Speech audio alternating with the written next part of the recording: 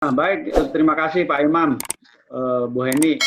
Ya Pak, mangga. Assalamualaikum warahmatullahi wabarakatuh. Waalaikumsalam. Suara saya jelas ya? Jelas Pak. Kemudian paparannya terlihat semua ya? Iya, sudah.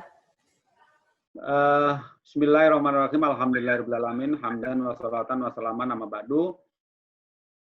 Yang saya hormati Bapak Ibu Wakil Dekan dan para Kaprodi, yang saya hormati para dosen di lingkungan FKIP Unis Tangerang dan juga di lingkungan Unis.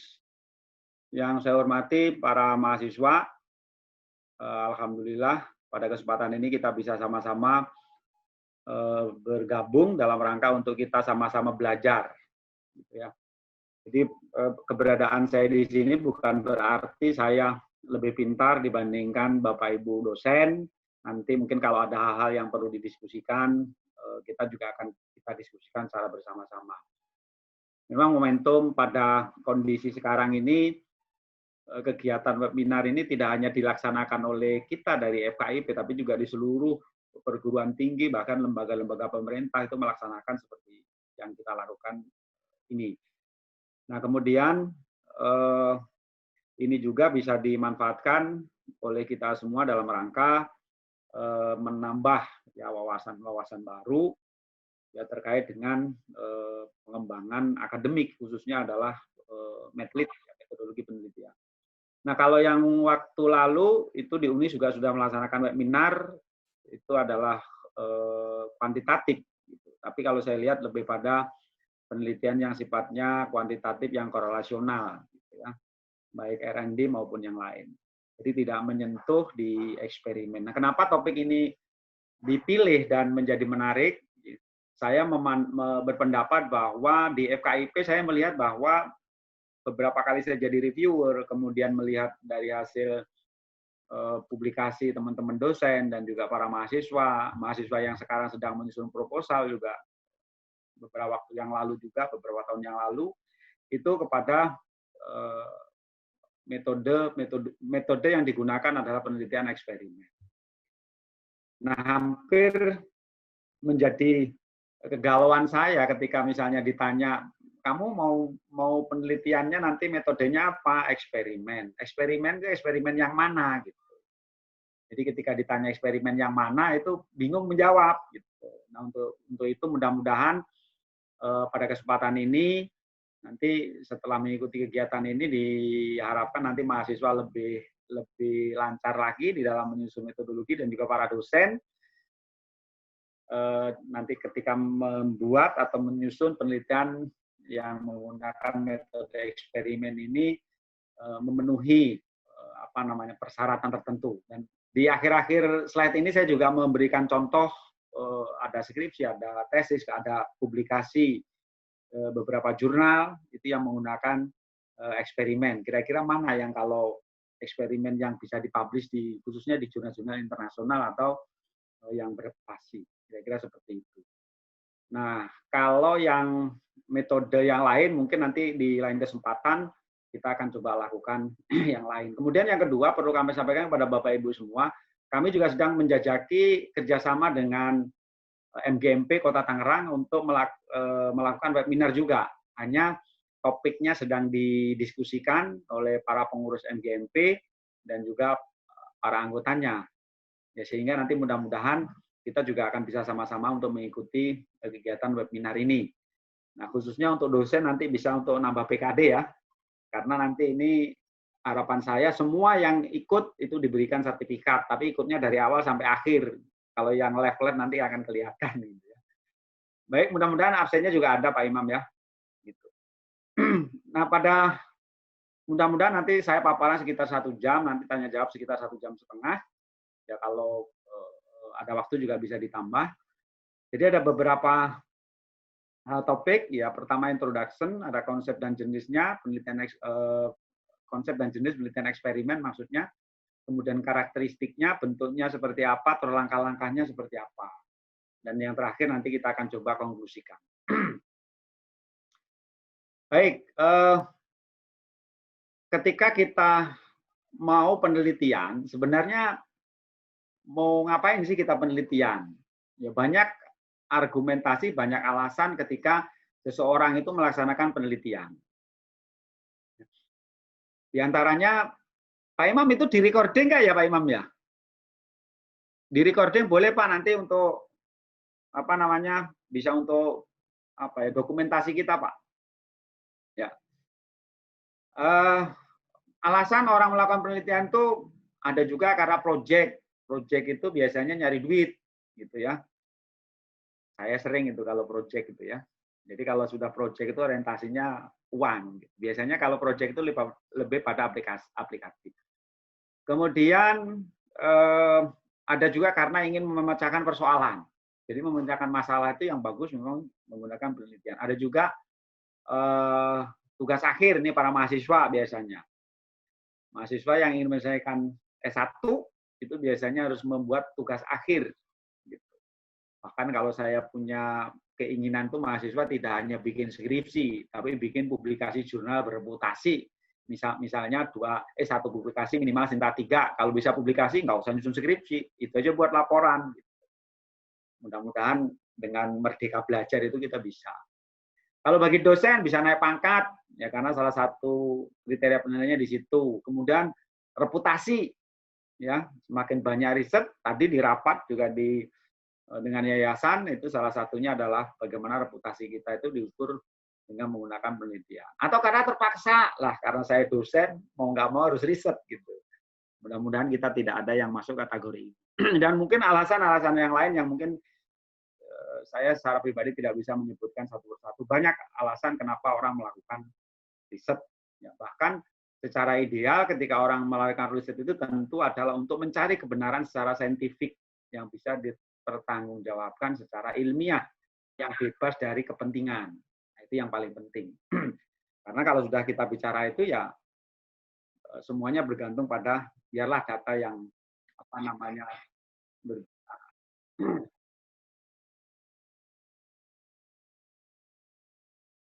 Nah, jadi orang riset itu karena orang itu punya keingintahuan yang tinggi, gitu ya. Biasanya begitu. Makanya tidak aneh kalau ditanya kamu mau ngapain riset? Riset apa? Ini kenapa ini? Oh, saya ingin tahu ini, tahu ini, tahu ini, tahu ini. Gitu. Nah, keingintahuan itu ada dua. Itu ada yang sifatnya saintifik, ilmiah, dan ada yang sifatnya non ilmiah. Jadi nanti mahasiswa itu hati-hati kalau ditanya ingin tahunya apa gitu ya. Nah, yang sifatnya non ilmiah itu ujuk-ujuk, suddenly ya, tiba-tiba gitu. Kemudian ada common sense ya karena masuk akal. Nah, ini wahyu ini mungkin para nabi ya. Kalau kita mungkin intuisi. Ya karena trial and error, spekulasi. Ya karena otoritas ya ada kewenangan-kewenangan yang didelegasikan ya. Kepentingan-kepentingan tertentu. Itu yang sifatnya non ilmiah. Nah, kita berada pada posisi bagaimana keingintahuan kita itu untuk mencari sebuah kebenaran dengan menggunakan logika penalaran pengembangan dari sebuah teori. Nah, kemudian dari situ baru kita membuat sebuah rancangan, ya rancangan penelitian atau yang sering disebut oleh teman-teman dosen usul penelitian atau proposal penelitian. Atau kalau mahasiswa itu namanya proposal penelitian. Ya, nah, di sini tentu akan didasarkan pada sebuah masalah. Nah, masalah itu sebenarnya juga akan terkait juga dengan di sini, ya. Masalah itu muncul karena kebetulan, ya, karena mungkin adanya masalah yang menjadi budaya yang terus-menerus dan sebagainya. Kemudian dari permasalahan ini tentu juga harus ada landasan teori. Landasan teori ini sebagai pijakan kita untuk menyelesaikan masalah. Kalau sudah nemu landasan teori, baru kita masuk pada metodologi. Jadi saya tidak banyak bicara nanti bagaimana merumuskan masalah, bagaimana cara merumuskan teori, menggali teori, dan sebagainya. Ya. Saya akan fokus pada posisi di bagaimana metode penelitian ini kita pilih dan kita bisa laksanakan. Nah, tentu di sini nanti ada tahapan-tahapan. Ya, jadi metodologi itu bicara mengenai tahapan-tahapan dalam rangka kita untuk mencari kebenaran ilmiah tadi. Jadi secara tahapan-tahapan ini itu sesuai dengan kaidah yang sudah ditetapkan. Ya kalau kita Di FKIP kalau dosen itu menggunakan panduan penulisan yang sudah dibuat oleh LPPM. Kalau mahasiswa itu menggunakan panduan yang sudah dibuat oleh fakultas. Nah, selanjutnya nanti akan merupakan hasil. Nah, hasil kalau sudah dilalui dengan proses-proses ini, itu merupakan hasil yang sifatnya ilmiah. Gitu. Karena apa? Karena didukung dengan data. Ya, maka dari itu penting nanti dalam proses pencarian data itu harus dilakukan secara baik dan benar. Tidak boleh kita melakukan 3 hal. Ada yang namanya falsifikasi, ya. Falsifikasi itu datanya ada tapi direka-reka. Misalnya, waduh ini datanya nggak ada, siswanya waktu ujian nggak masuk, ya sudah dikosongin saja. Atau nanti ada upaya-upaya, cara-cara untuk mentreatment bagaimana kalau datanya kurang. Seperti itu ya. Jadi apalagi fabrifikasi, kita nggak punya data, tapi langsung dari langit gitu. Kita buat aja sekian.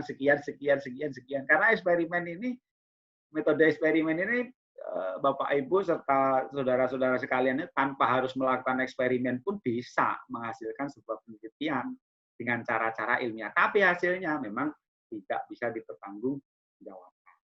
Itu namanya fabrifikasi. Itu harus dihindarkan oleh kita semua. Biarin aja data. Kalau misalnya data yang ngomongnya, wah ternyata ketika diuji normalitasnya ternyata tidak berisi normal. Nanti bagaimana solusinya? Nah, nanti ada jawabannya di sini. Oh, kalau datanya berdiri normal, apa solusinya? Ada di sini. Pak, saya punya 4 kelompok sampel. Gimana cara penyelesaiannya? Ada di sini. Mudah-mudahan nanti kita bisa belajar bersama. Jadi tolong dihindari oleh kita semua nanti sebagai seorang peneliti falsifikasi. Jadi merekayasa datanya ada direka-reka supaya hasilnya signifikan gitu. Itu tidak boleh. Biarin aja. Dan signifikan enggak signifikan enggak masalah. Karena itulah memang datanya seperti itu. Nah, tentu itu terkait dengan instrumennya. Instrumen untuk memperoleh data itu juga harus instrumen yang valid dan reliable. Itu yang paling penting.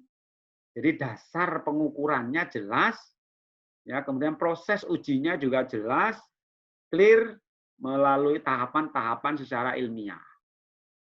Itu yang paling penting. Sehingga ketika instrumennya sudah bagus, mudah-mudahan data yang diperoleh juga bagus. Makanya saya berharap kepada Bapak Ibu dosen dan juga para mahasiswa, kita melakukan proses riset itu harus dilakukan dengan proses yang benar, gitu ya, jangan proses yang keliru. Kira-kira seperti itu. Baik. Ini obat ngantuknya ada suaranya.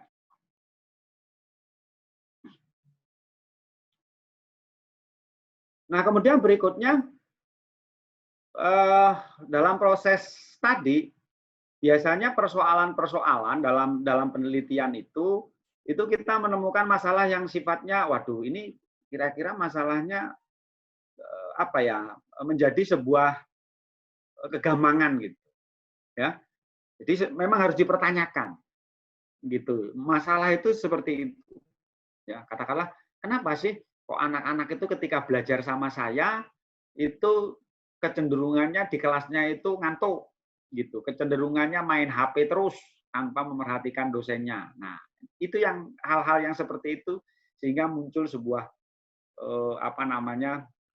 persoalan gitu, masalah gitu. Masalah itu ya bisa jadi masalahnya memang mahasiswanya, bisa jadi masalahnya lingkungan kelasnya, bisa jadi masalahnya munculnya dari guru gitu. Baik, kemudian baru dicari gitu ya. Kita akan mencari kebenarannya. Kenapa ini bisa terjadi? Gitu. Apakah benar masalahnya dari gurunya atau dari dosennya yang kurang menarik? Apakah suasananya kelasnya yang memang kurang menarik? Atau memang materinya yang sulit? Atau memang siswanya yang kurang menarik? Nah, itu perlu juga kita akan mencari kebenarannya. Bagaimana? Nah, tentu inilah yang disebut dengan melakukan penelitian. Tentu harus didasarkan pada landasan teoritis dan juga metodologi yang tepat. Kita tidak bisa, memang siswanya aja, nggak mau merhatiin gitu. Tidak seperti itu ya. Baik. Nah, kemudian pertanyaannya, apa itu penelitian? Saya pikir Bapak Ibu juga sudah paham, para mahasiswa juga sudah paham. Namun ini sedikit saya mereview kembali bahwa pada dasarnya riset itu adalah bagaimana kita mereview ya yang sifatnya terkendali yang mengandung dua hal pokok yaitu logika berpikir dan data. Itu yang paling penting. Karena memang semuanya harus didasarkan pada informasi yang ada gitu ya dan juga menggunakan logika secara. Kemudian saya menyatakan bahwa penelitian itu merupakan sebagai upaya mencari jawaban yang benar dari suatu masalah. Seperti yang di atas tadi. Dan yang paling penting adalah didukung dengan fakta empiris. Saya seringkali menemukan begini Bapak Ibu, di mahasiswa itu ketika menyusun latar belakang masalah, dia selalu ngomong, Pak, menurut guru bahwa siswa itu tidak termotivasi, siswanya malas, kemudian bosan mengikuti pelajaran. Itu kan nggak bisa dijadikan sebagai sebuah landasan berpikir secara logika gitu ya. Maka perlu apa yang disebut dengan pre-eksperimen lah. Nanti kita akan coba bahas di situ. Jadi harus didukung ya data fakta bahwa anaknya boring gitu ya. Itu ada namanya studi pendahuluan kira-kira seperti itu. Ketika saya tanya seringkali saya ngasih catatan tuh, ini apa, dasarnya apa gitu. Terus indikatornya apa gitu. Mereka tentu tidak bisa menjawab gitu. Ya. Jadi ketika misalnya oh ini katanya Erik Pak. Oh Erik itu siapa? Erik itu adalah seorang guru yang melakukan riset di sekolah tersebut pada tahun 2018. Oke. Itulah yang saya maksud menggunakan logika berpikir yang ilmiah yang didukung dengan data. Kira-kira seperti itu.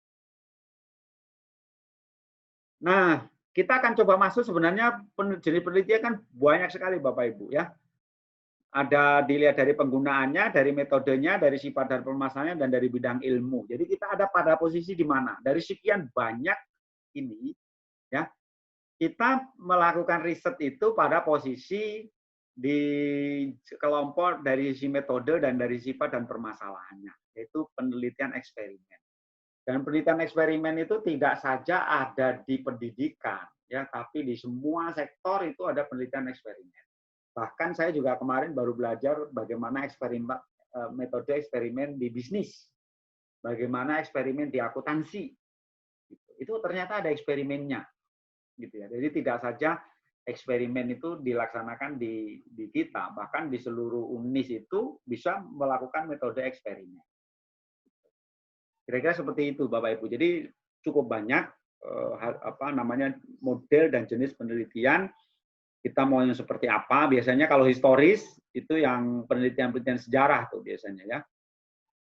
Kemudian kalau filosofis itu lebih pada kajian-kajian yang literatur ya, observasi. Nah itu biasanya nomor observasi dan eksperimen itu sudah masuk pada posisi bagaimana kita memiliki data empiris. Dan Pak, dari sekian banyak penelitian itu mana yang paling bagus ya? Semuanya tidak ada yang bagus karena ada kelebihan dan juga ada kelemahannya. Gitu. Sesuai dengan bidang masing-masing. Nah, baru masuk kita eksperimen. Jadi apa itu metode eksperimen? Itu adalah sebuah metode yang digunakan untuk mencari pengaruh perlakuan tertentu terhadap yang lain dalam kondisi yang terkendalikan. Jadi ketika kita tahu tadi bahwa ada kondisi atau situasi di sebuah kelas tadi yang menunjukkan belajarannya kurang antusias, kita mau mencoba melakukan treatment tertentu. Ya, melakukan perlakuan tertentu, apakah perlakuan-perlakuan ini nanti bisa berpengaruh terhadap kondisi yang memang sudah ada. Ada yang mengatakan bahwa metode eksperimen ini kalau Hemister ini dalam kamus Hemister ya, dalam bukunya yang Delen ini tahun 2003 menyatakan bahwa eksperimen itu adalah merupakan terdiri dari kondisi yang disengaja dan terkontrol ya, yang bisa menentukan sebuah peristiwa atau menentukan sebuah gejala. Ya, peristiwa apa ya? Peristiwa persoalan tadi. gitu yang coba kita akan cari jawabannya. Yang mana kita nanti akan melakukan pengamatan, kemudian melakukan interpretasi terhadap perubahan-perubahan yang mempengaruhi dari peristiwa tersebut. Ali menyatakan bahwa eksperimen itu kondisi dilakukan secara sengaja, terkontrol, menentukan peristiwa dan kejadian, serta pengamatan terhadap perubahan yang terjadi pada peristiwa itu sendiri. Ini terjemahan dari atasnya tadi. Baik, nah kemudian ini yang perlu Bapak Ibu perhatikan ya. Kita ingat-ingat kembali, jangan sampai nanti kita lupa. Ketika kita sudah memutuskan bahwa kita harus melakukan eksperimen riset, itu ada cirinya, gitu ya. Jadi pertama, bahwa dalam eksperimen itu ada pengamatan, ada observasi terhadap hubungan kausal antara munculnya suatu akibat. Munculnya suatu akibat itu disebut di sini adalah sebagai variabel terikat. Kemudian dan juga variabel sebab, yaitu variabel bebas tertentu. Atau biasanya kalau dalam eksperimen itu sering disebut dengan variabel manipulasi. Jadi ketika kita bertanya kepada para mahasiswa atau kepada dosen yang melakukan riset, itu kadang-kadang rada bingung juga. Dalam penelitian eksperimen variabelnya apa nih? Gitu. Ya. Jadi ada variabelnya dua, variabel terikat dan variabel bebas.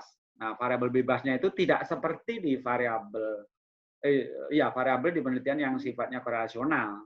Variabel ini adalah variabel yang sifatnya manipulatif, ya, yang digunakan untuk mengontrol sehingga bisa mempengaruhi akibatnya tadi. Yang dilakukan sengaja oleh seorang peneliti. Nah, kemudian ciri yang lain bahwa dari sini ada manipulasi variabel. Nah, manipulasi variabel itu variabel bebasnya. Ada kontrol biasanya. Seringkali, Pak, memang kalau dalam penelitian eksperimen itu harus selalu ada kontrol. Kontrol yang dimaksud itu bisa berupa kelompok sampel yang menjadi kontrolnya, bisa berupa variabel yang menjadi kontrolnya.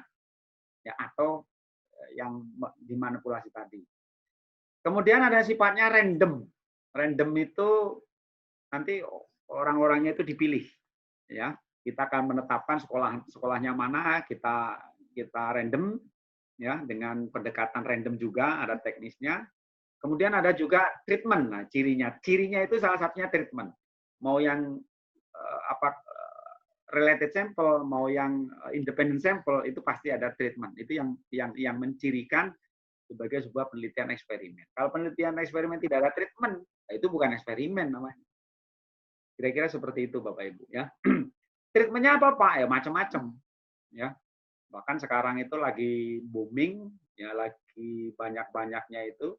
Saya sering baca jurnal itu ada beberapa aplikasi-aplikasi yang fun, ada game-game yang fun, ya, model-model yang terbaru itu yang digunakan oleh para peneliti di luar sana gitu. Kita coba menguji kembali kepada model-model yang baru tadi di kasus-kasus Indonesia. Apakah berhasil? Ya belum tentu karena konteksnya berbeda. Makanya itu kita tidak pernah menuntut harus signifikan atau tidak, tapi bagaimana kita bisa menjelaskan apakah memang modelnya itu cocok atau tidak di Indonesia. Ketika cocok, reasoningnya seperti ini.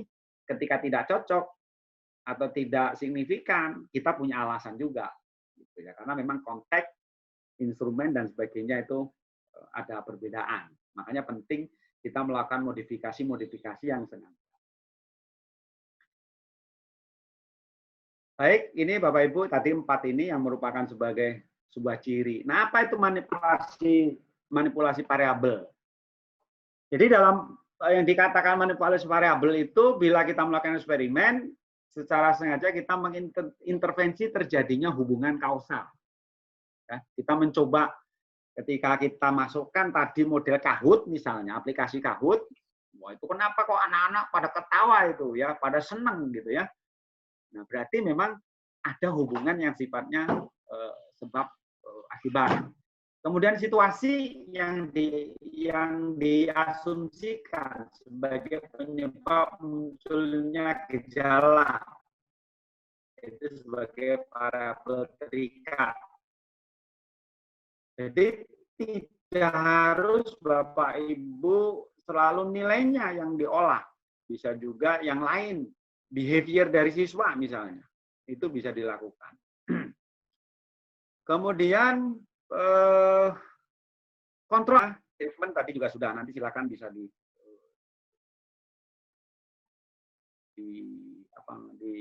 share nanti materinya. Sementara ada apa kelebihan? Ada satu hal Bapak Ibu yang perlu diperhatikan Bapak Ibu. Ketika kita sudah putuskan bahwa kita mau melakukan eksperimental riset, ada kelemahan umum ini, ya. Ini yang sudah menjadi semacam hal umum yang harus kita selesaikan.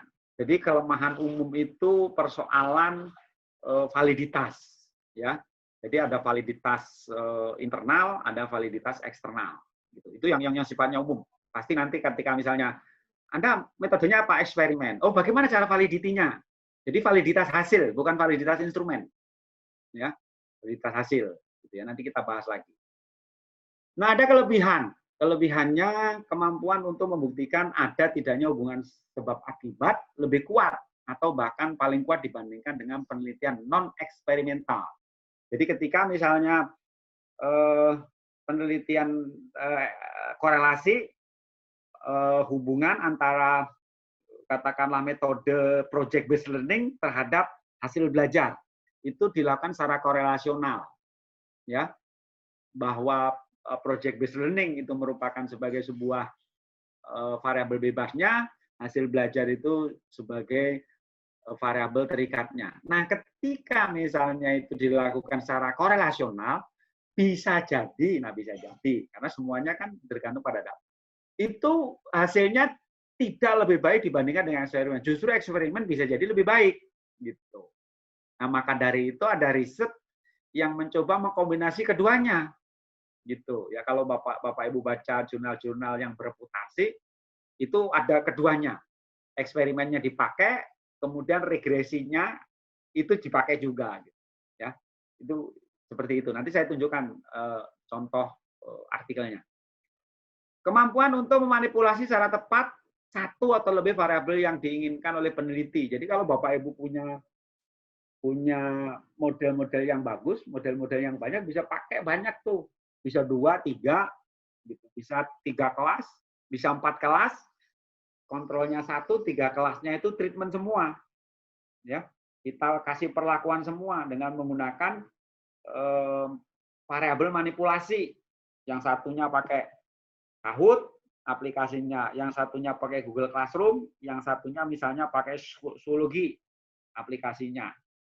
Kira-kira seperti itu. Nah, nanti hasilnya seperti apa tuh? Nah, itu ya. Itu kelebihannya. Jadi kita bisa memanipulasi banyak. Ya, tidak hanya satu. Nanti uji hipotesisnya gimana, Pak? Itu nanti aja. Nah, hanya kelemahannya sulit dibuat generasi, Bapak Ibu, dalam kehidupan sehari-hari. Inilah salah satu kelemahan umum. Makanya penting yang saya katakan tadi, Bapak Ibu, ketika riset atau para mahasiswa riset ada validitas hasil, ya supaya nanti bisa digeneralisasi. Kira-kira seperti itu. Karena apa? Kondisi eksperimen itu sangat terkontrol. Tadi dimanipulasi tadi, dibuat seolah dibuat, ya, di treatment.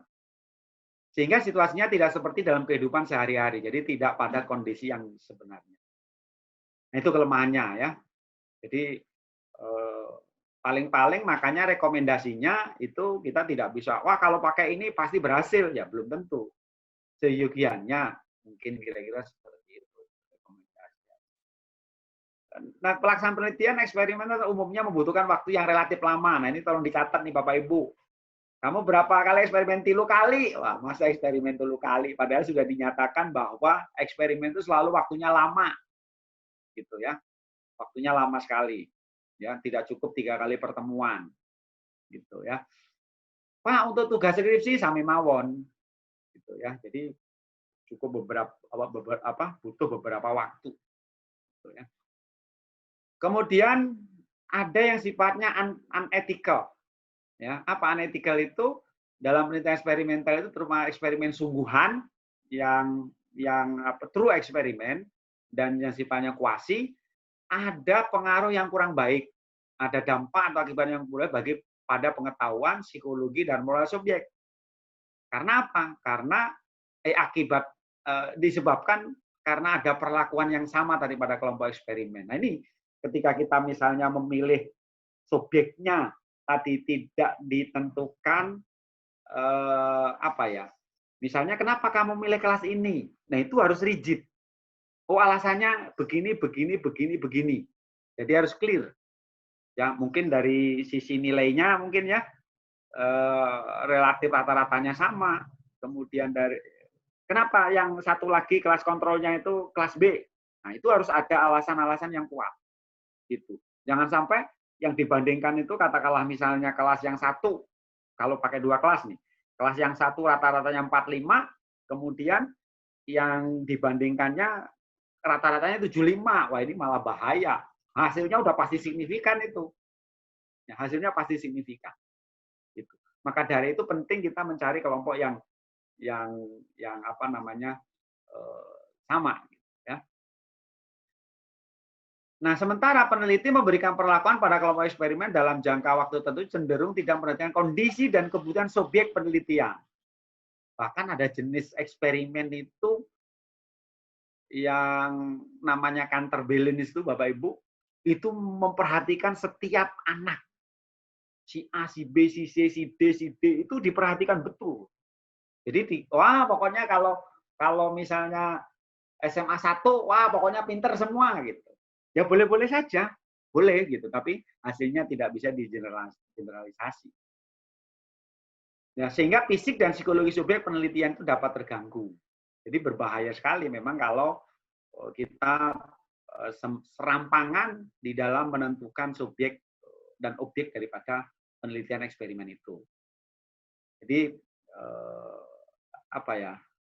kenapa saya ingin menekankan ini?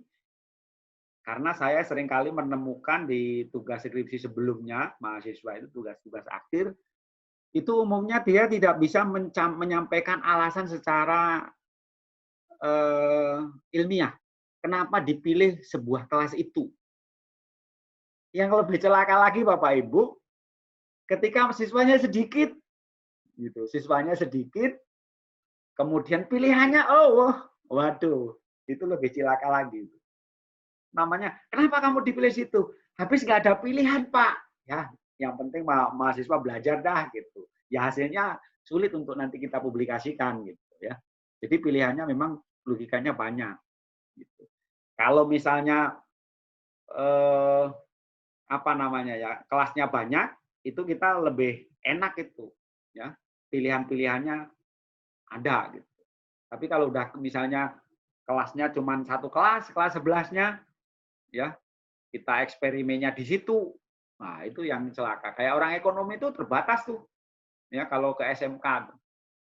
Kalau bahasa Inggris sih masih bisa ke semuanya tuh, karena semua siswa kelas 11 dapat bahasa Inggris yang sama, kelas 10 juga dapat bahasa Inggris yang sama. Tinggal kita tetapkan aja kriteria dari masing-masing subjek yang nanti akan kita tetapkan. Jadi seperti itu. Ini penting Bapak Ibu ya, sehingga nanti ketika kita melakukan riset, eksperimen, itu kita sudah berpikir arah ke sana. Nah, jenisnya Bapak Ibu, ini ada pre-eksperimen, ada true, ada kuasi. Gitu ya. Pre-eksperimen itu biasanya untuk studi pendahuluan, ya, dilakukan sebelum eksperimen sebenarnya atau kuasi. Jadi memang sebaiknya kita ada pre-eksperimen dulu, sebelum kita nanti menetapkan apakah kita akan memilih true eksperimen, apakah kita akan menetapkan kuasi eksperimen. Wah, nanti nggak selesai-selesai. Tadi sudah disampaikan, kelemahan eksperimen itu waktunya lama. Gitu ya, tidak 1 minggu, kecuali 1 minggu setiap hari. Ya, tapi muridnya teler, kitanya juga teler juga. Saya kira seperti itu. Ada true eksperimen. Nah, ini yang memenuhi kriteria utama dari sebuah eksperimen, karena memang awalnya itu eksperimen itu ya true eksperimen. Ya, kuasi itu kan hanya melengkapi yang mengkritisi adanya true, masa eksperimen kita harus melakukan sampel gitu. Ada juga kan bisa aja pakai kuasi, kelasnya sudah ada kita gunakan. Nah, itu pun nanti penentuan subjek kelasnya itu juga harus kita berhati-hati ya. Nah, dalam kuasi itu tidak dilakukan secara random, tapi menggunakan kelompok atau intake group istilahnya yang sudah ada. Gitu. Kita tidak merubah kelas. Digunakan bila ada hambatan melakukan penugasan random dan atau bila dilakukan penugasan secara random akan merusak kealamiahan ya situasi kelompok. Sedangkan kealamian kelompok itu sangat penting dalam proses manipulasi. Sekarang kasusnya gini Bapak Ibu, misalnya di SMA 7. SMA 7 itu ada 4 kelas. Itu sebaiknya harus kuasi apa terus sih? Gitu. Kalau saran saya, sebaiknya yang model kayak gitu harusnya pakai true eksperimen bukan kuasi. Gitu. Kelas IPS-nya ada 4 tuh. Ya. Atau kita masuk kelas MIPA, MIPA-nya ada 4 juga. Nah, itu sebaiknya memang kita menggunakan true. Pak, di situ cuma ada 2 kelas tuh. Ya kan? IPS 1, IPS 2. Gitu. Cuma 2 kelasnya doang itu. Ya. Ya sudah kalau gitu main intake group saja karena udah nggak ada pilihan lagi. Jadi sebenarnya bisa kita konklusikan adalah bahwa kuasi eksperimen itu digunakan ketika memang di situ pilihannya sudah nggak ada. Gitu. Selama pilihannya masih ada, maka kita dorong sebenarnya kita melakukan true eksperimen. Gitu. Yang bagus seperti itu kondisi yang sangat ideal. Gitu. Karena nanti ketika misalnya pilihannya ada, ternyata kita menggunakan kuasi itu sangat mudah dipatahkan itu Bapak Ibu argumentasinya. Gitu kira-kira seperti itu ya. Baik, nanti secara detail kita coba lihat bahwa di sini yang pre-eksperimen itu desain kelompok tunggal dan dengan menggunakan pretest ya. Kemudian desain kelompok tunggal dengan rangkaian waktu. Ya, jadi bisa silakan bisa dilakukan itu eksperimennya. Bapak Ibu cukup yang namanya kelompok tunggal itu berarti one sampel cuma 1 kelas. Bisa dipilih subjeknya bisa dipilih oleh Bapak Ibu secara random atau dipilih satu kelompok tadi dengan menggunakan kuasi atau intake group. Ya, eksperimennya seperti itu. Jadi kita tujuannya tidak lain bagaimana kita mampu mendeteksi oh iya ternyata memang ada masalah ini. Jadi yakin gitu ya. Yakin. Seperti kemarin ada beberapa mahasiswi yang nanya, Pak, saya harus gimana ini untuk melihat bahwa siswa itu punya kemampuan kemampuan reading comprehension rendah? Ya kan harus dites dulu. Ditanya, gurunya pernah melakukan tes nggak? Gitu. Waduh, gurunya mah liar Pak. Pokoknya nilainya ada nilai bahasa Inggris saja, gurunya juga lupa. Ya sudah, silakan dites ya dengan menggunakan instrumen untuk mengukur reading comprehension. Nah, dites ya itu kan kita cuma menggunakan kelompok tunggal untuk mendeteksi bahwa memang di situ ada masalah. Dites lah gitu. Kemudian ada hasil. Nah, hasil itu nanti kan oleh si peneliti tadi kan dinilai itu Bapak Ibu. Oh, ternyata dari sisi grammarnya nilainya katakanlah cuma sekian. Dari sisi tata bahasanya sekian. Dari sisi ini sekian. Dari sisi ini sekian. Sehingga Bapak Ibu nanti punya sebuah kesimpulan sementara dari permasalahan. Oh iya, ternyata anak itu reading comprehension-nya itu lemah. Itu karena memang kemampuan kosakatanya lemah. Ini buktinya hasil nilai kosakata atau hasil nilai grammarnya, misalnya grammarnya lemah, kecil sekali nilainya. Nanti dicek, ada berapa banyak yang nilai grammarnya kecil. Nah, tapi ada nilai yang bagus nih pada sisi yang lain misalnya. Ya. Apa di situ? Cara penyusunan kalimatnya udah oke, udah pinter. Sudah, berarti ketika kita nanti melakukan kuasi eksperimen atau true eksperimen, kita bisa fokus pada grammar. Ya, dalam rangka peningkatan reading comprehension. Jadi itu yang saya maksud. Kemarin ada juga Pak saya penelitiannya yang jadi akibat itu adalah persoalan vocab. Ya sudah, kamu harus cek Bagaimana? Coba setiap orang dicek. Kasih waktu setiap mahasiswa ada setiap orang 5 menit aja sebutkan vocab yang ada kaitannya dengan rumah misalnya. 5 menit itu dapat berapa kata? Gitu. Nah, nanti akan kita hitung tuh. Oh, ternyata ada yang dapat 2, ada yang dapat 3, ada yang dapat 4. Padahal standarnya 5 menit harusnya 10 misalnya. Berarti kan ada gap, Bapak Ibu. Nah, kira-kira seperti itulah namanya pre-eksperimen. Gitu ya. Nah, baru kita akan memilih true eksperimen. Jadi kalau tidak ada pre-eksperimen ya bagaimana? Kira-kira begitu, Bapak Ibu ya. Nah, true itu ada beberapa jenis. Nanti kita akan coba bahas secara satu persatu, tapi dengan cara yang agak cepat, Bapak Ibu ya. Nanti mungkin kita lebih banyak bisa mendiskusikan agar lebih mendalam gitu ya. Karena ini hanya sifatnya pointer-pointer saja. Nah, yang ke eksperimen murni itu biasanya ada desain pretest menggunakan kelompok kontrol dengan penugasan random. Ada desain Solomon itu ada yang 3, ada yang 4, ya. Maksudnya ada 3 kelompok, ada 4 kelompok gitu. Kemudian ada desain dengan kelompok kontrol tanpa pretest. Ya, ini berarti kita tetap ada 2 kelas, tapi kita tidak menggunakan pretest. Nah, itu dibolehkan juga. Jadi tidak harus melakukan pretest. Jadi langsung kita pilih subjeknya, kemudian kita tetapkan mana yang akan menjadi yang akan dilakukan treatment, yang diberi perlakuan, mana yang tidak diberi perlakuan. Setelah itu selesai, langsung aja diambil post test. Hasilnya ya dicari aja selisihnya seperti apa. Gitu ya. Nah, kemudian kuasi ini lebih banyak ragamnya, ya. Ada desain pretest, post-test menggunakan kelompok kontrol tanpa penugasan. Ini paling banyak digunakan oleh mahasiswa kita. Itu adalah yang nomor 1. Kalau eksperimen itu paling umum digunakan. Jarang sekali yang 2, 3, atau 4, apalagi 4 desain faktorial. Apalagi desain counterbalance, Bapak Ibu. Counterbalance itu satu kelas, misalnya kelas kontrol misalnya.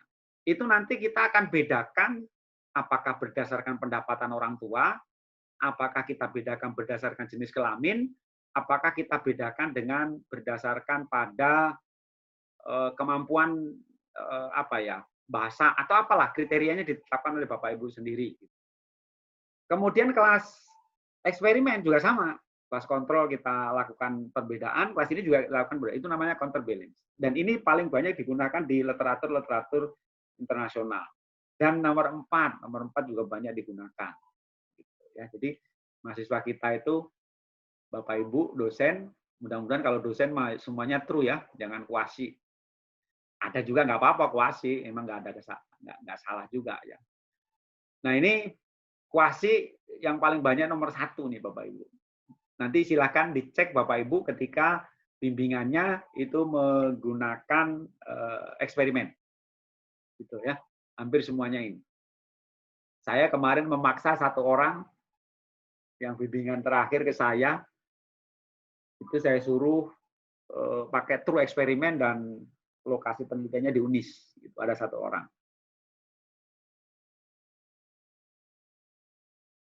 Baik Bapak Ibu, ini saya pikir tidak perlu kita bahas ya, yang pre-eksperimen itu.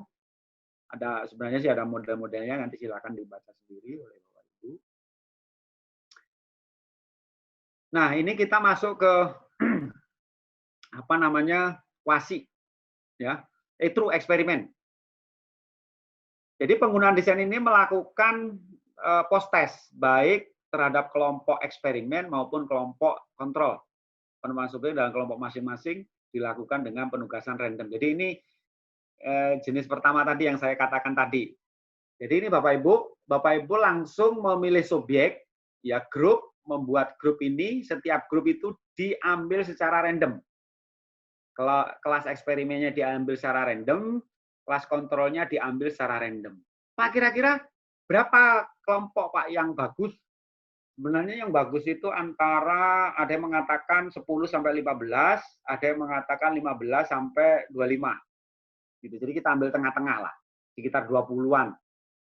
satu kelompok eksperimen maupun satu kelompok kontrol. Kita pilih saja, ya, yang eksperimennya satu grup, ya, kemudian kontrolnya satu grup, gitu ya. Langsung kita mengajar misalnya pakai aplikasi Kahoot misalnya, gitu ya. Setelah itu langsung menggunakan post-test.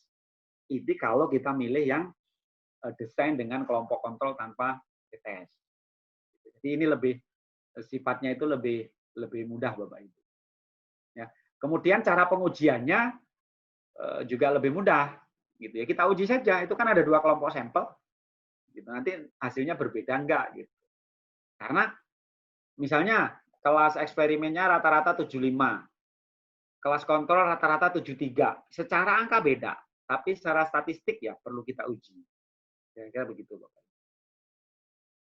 Nah, kemudian ada juga desain pretest post-test menggunakan kelompok kontrol yang random. Ini Bapak Ibu, bedanya dengan yang tadi, kalau ini ada pretest dulu sebelum perlakuan. Ya. Kelas eksperimennya kita berikan pretest, kemudian kelas kontrolnya juga berikan pretest. Nah, saya mengingatkan Bapak Ibu dan juga mengingatkan secara pribadi, instrumen pretest dan post-test itu harusnya sama. Gitu. Nah, maka dari itu, instrumen pretest ini harus diuji terlebih dahulu, ya, untuk mengurangi kelemahan-kelemahan hasil tadi, validitas internal maupun eksternalnya tadi, karena itu jadi bagian dari kelemahan. Gitu. Ya, jadi nanti diingatkan oleh diri kita sendiri maupun kita juga sebagai pembimbing atau kita masuk grup dalam kelompok penelitian. Nah, ini penting sekali Bapak Ibu, pretestnya ini. Jadi diuji sehingga kita menghasilkan instrumen yang betul-betul valid dan reliable. Kemarin ada pertanyaan, Pak, kalau hasil ujian nasional itu perlu kita uji coba lagi enggak? Menurut Bapak, iya. Gitu. Saya sarankan iya. Ya. Saya sarankan iya karena kita tidak bisa menjamin secara murni bahwa instrumen tersebut memang betul-betul valid dan reliable. Itu yang alasan yang pertama. Alasan yang kedua, bahwa kita memberikan pembelajaran, memberikan proses kepada para mahasiswa bagaimana nih cara melakukan uji instrumen. Ya minimal 1 kali lah. Gitu ya. Minimal 1 kali kita lakukan uji instrumen tersebut. Apakah memang itu layak digunakan atau memang perlu perbaikan? Kan ada juga materi-materi sifatnya misalnya bentuk soal reading misalnya, ya kan? Seringkali ada mahasiswa minta tanda tangan Bapak Ibu untuk dalam rangka uji konstruk di alat instrumen tersebut. Bapak Ibu kan baca. Makanya Bapak Ibu jangan main tanda tangan aja, pokoknya ada. Geus lah, yuk tanda tangan gitu ya. Dibaca dulu, misalnya ada masukan kasih masukan, setelah itu baru nanti di tanda tangan. Nah, sehingga nanti itulah yang nanti akan digunakan untuk post-test. Nanti kalau pretestnya beda sama post-testnya beda, kita nggak bisa ngukur. Gitu ya. Jadi sebaiknya harus sama. Kira-kira seperti itu. Kemudian yang Solomon, desain yang berikutnya adalah Solomon for group. Kalau yang 3 group itu 3 kelompok, kalau for group itu ada 4. Ini berarti kita membutuhkan 4 kelas, Bapak Ibu. Ya, tentu ini terserah Bapak Ibu. Nah, ini di sini kondisinya kalau yang Solomon for group ini, yang tour eksperimen itu kelas eksperimennya 1 kelas, tapi kelas kontrolnya itu ada 3. Ada 1, 2, 3. Nah, di antara 3 kelas kontrol tadi, ada 1 kelas kontrol yang diberikan perlakuan. Gitu ya. Ada diberikan perlakuan. Itu yang pertama. Kemudian yang kedua, kelas eksperimen diberikan pretest, kelas kontrol hanya 1 kelas yang diberikan pretest. 2 kelas kontrol yang lainnya tidak diberikan pretest. Jadi kalau Bapak Ibu nanti mencoba menerapkan Solomon for Group ini, mungkin sesuatu yang baru nih. Saya belum pernah lihat eksperimen penelitian dosen dan juga mahasiswa yang menggunakan for group desain ini. Ya mungkin kalau sekarang mahasiswa sih kesulitan ya. Mungkin nanti setelah pandemi ini bisa menjadi pilihan bagaimana ini bisa dicoba. Ya, jangan yang 4 lah, yang 3 misalnya. Ya. Subjeknya siapa? Ya mahasiswa kita saja. Mahasiswa kita saja. Kemudian yang kuasi. Kuasi itu ada 2. Kalau dibagi umum, Bapak Ibu, ada yang namanya time series design, ada yang namanya control group design. Kalau yang time series itu, intake groupnya itu ditetapkan 1 atau beberapa kelas. Jadi ciri utamanya itu eksperimennya dilakukan dan pengukurannya berulang-ulang. Gitu Bapak Ibu ya, baik sebelum maupun sesudah perlakuan terhadap 1 atau beberapa kelas. Ini jarang sekali dilakukan. Ya karena memang ini waktunya cukup lama Bapak Ibu ya. Waktunya cukup lama. Nah, di sini bisa kita pilih, ada yang sifatnya single, ada yang multiple. Silakan saja. Ya, kalau yang single ya grupnya hiji. Tapi kalau yang multiple ya unlimited. Silakan aja. Kalau mau yang banyak, sedikit juga boleh. Nah, ada beberapa artikel-artikel yang bereputasi itu menggunakan time series design kalau dia ngambilnya kuasi. Kemudian yang kedua non-equivalent control group, ini yang paling banyak digunakan oleh mahasiswa kita. Kebetulan saya kasih contoh di SMA, contoh apa namanya, contoh langit lainnya, bukan contoh beneran Bapak Ibu ya. Jadi ini menggunakan katakanlah 4 grup, 4 kelas, gitu Bapak Ibu ya. Jadi satu kelas itu adalah kontrolnya, kemudian yang kelas 3 kelas itu kelas eksperimen. Ini berbeda kan dengan yang true tadi. Kalau ini kuasi. Ya. Nah, berarti IPS 1, IPS 2, IPS 3 itu menggunakan perlakuan yang berbeda-beda gitu. Tanpa melakukan pretest. Ini langsung post test. Itu namanya post test only. Ini juga banyak dilakukan oleh mahasiswa kita. Kemudian yang pretest post test, nah ini yang paling umum yang digunakan. Kalau kita pakai 4 kelas, ya seperti itu. Kalau pakai 2 kelas, ya boleh saja. Kelas kontrol dan kelas eksperimen. Itu aja bedanya. Ada juga yang namanya single subject design. Gitu. Jadi, ini hampir sama dengan yang time series tadi. Tapi bedanya, di ini hanya kita menggunakan 1 kelas saja, satu kelompok sampel. Nanti di situ ada baseline. Ya, baseline-nya itu di tatap muka itu ketika nanti kita berikan nilai itu berapa skornya. Kemudian kita kasih perlakuan, ya perlakuannya dengan menggunakan juga apa namanya sesuai dengan metode yang kita inginkan, ya kan. Kemudian kita tes lagi, ketemunya berapa, kita lakukan lagi, jadi hampir sama kayak yang time series tadi. Bedanya kalau time series itu one pertemuan, kalau ini minimal 2 kali tatap muka, ya 2 kali. Baik, Bapak Ibu, itu kira-kira jenisnya. Ada satu lagi counterbalance, Bapak Ibu. Counterbalance itu, waduh saya lupa belum mencatatkan di sini. Tapi intinya tadi gini, kalau Bapak Ibu misalnya menentukan 2 kelas lah ya, 1 kelas kontrol, 1 kelas eksperimen. Nah, masing-masing kelas itu nanti dibagi berdasarkan karakteristik, minimal 2. Kelas kontrol tadi, oh saya mau jenis kelamin aja, gender misalnya, boleh, nggak masalah. Nanti kelas kontrol dibagi 2 berdasarkan gender, kemudian kelas eksperimen juga diberikan perbedaan berdasarkan gender. Jadi karakteristik pembedanya kudu sama antara kelas kontrol dengan kelas eksperimen. Nah, nanti kita olah masing-masing. Ya kan? Pak, nanti proses eksperimennya itu apakah pembedaan masing-masing kelompok itu diajar dengan sehingga menjadi 4 kelompok atau enggak, itu sebenarnya analisa aja. Yang bagus malah dibedakan lagi. Nanti baru digabung lagi. Kira-kira seperti itu, Bapak. Clear ya, Pak ya? Iya, memang begitu.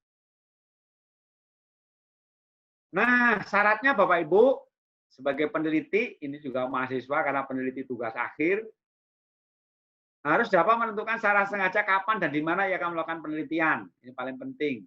Jangan ditanya, kamu nanti mau di mana penelitiannya? Iya Pak, masih bingung nih. Gitu. Sudah didesain, saya mau pakai ini, true eksperimen. Ya, pakai Solomon for Group. Begitu masuk ke sekolahnya, ternyata muridnya cuma satu kelas. Ya kan repot urusannya. Nggak bisa true, kan harus kuasi. Gitu. Kemudian, peneliti penelitian terhadap hal yang sama harus dapat diulang dalam kondisi yang sama. Nah, ini yang susah Bapak Ibu. Ya. Jadi nanti kalau orang menggunakan yang sama diupayakan hasilnya juga sama di lingkungan subjek lokasi penelitian yang sama gitu. Kalau udah lokasinya beda ya tentu akan berbeda. Tapi diupayakan mendekati minimal. Peneliti harus dapat memanipulasi, mengubah, mengontrol, bukan memanipulasi data Bapak Ibu ya, tapi mengontrol, mengubah variabel yang diteliti sesuai dengan yang dikehendaki. Diperlukan pembanding kontrol grup selain kelompok yang diberi perlakuan, itu akan lebih bagus. Gitu.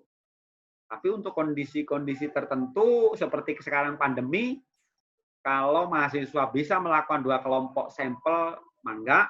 Tapi kalau tidak bisa, ya 1 juga boleh. Kemarin ada mahasiswa bimbingan saya, itu sudah mengajukan, Pak, saya 1 kelompok sampel saja, Pak. Ya nggak apa-apa. Tapi metodenya tidak diubah. Gitu ya. Silakan saja. Karena memang ini kondisinya darurat.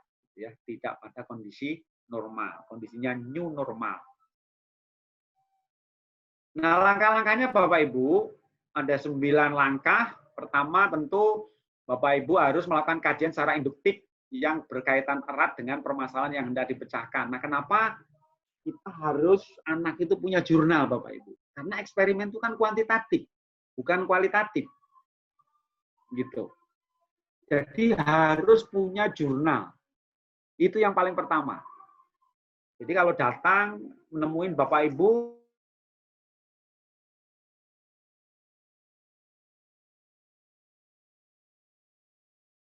gitu kan susah juga gitu ya. Nah, ini juga bisa jadi induktif itu kondisi lapangannya Bapak Ibu. Gitu ya. Kondisi lapangannya.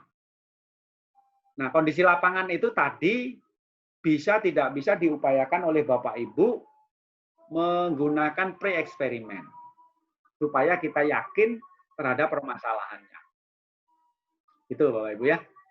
Jadi itu penting ya. Jadi menginduksi kondisi lapangan tadi, permasalahan-permasalahan tadi kita coba gabung dengan yang deduksinya. Ya jurnal-jurnalnya tadi. Gitu ya. Itu penting itu. Ya. Untuk menjustifikasi permasalahan-permasalahan yang terjadi. Oh iya,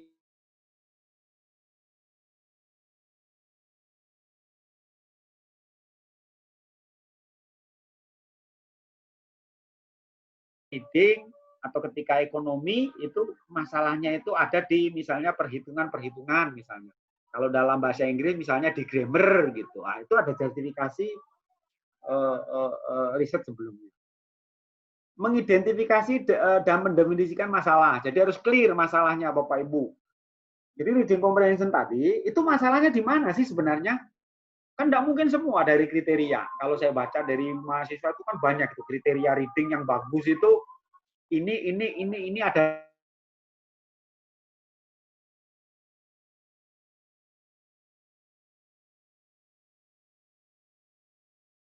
ingin mencari obatnya terhadap persoalan yang banyak masalahnya tadi. Kalau yang sudah bagus mau udah biarin aja.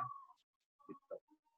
Studi literatur berupa sumber referensi mempromosikan hipotesis penelitian. Nah, ini tadi sama membuat rencana penelitian usul, melaksanakan eksperimen. Nanti bagaimana cara melaksanakan eksperimen, tahapan-tahapannya. Mengumpulkan data kasar dan proses eksperimen, mengorganisasi, mendeskripsikan data, menganalisa, tes signifikansi, itu bab 4 ini biasanya. Kemudian interpretasi, perumusan kesimpulan, pembahasan, dan juga pembuatan laporan. Kira-kira ada 9 langkah minimal yang harus bisa dilakukan oleh kita sebagai seorang peneliti untuk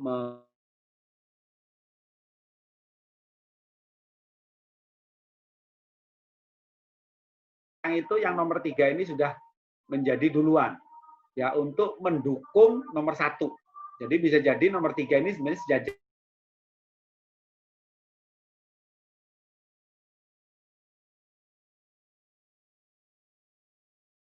usul.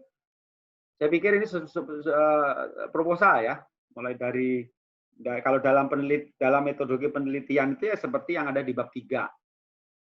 Itu Bapak Ibu ya.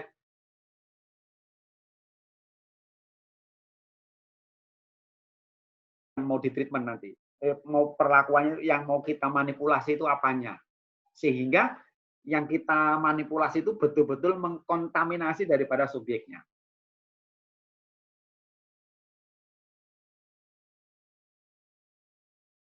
Apa kuasi, apakah true gitu.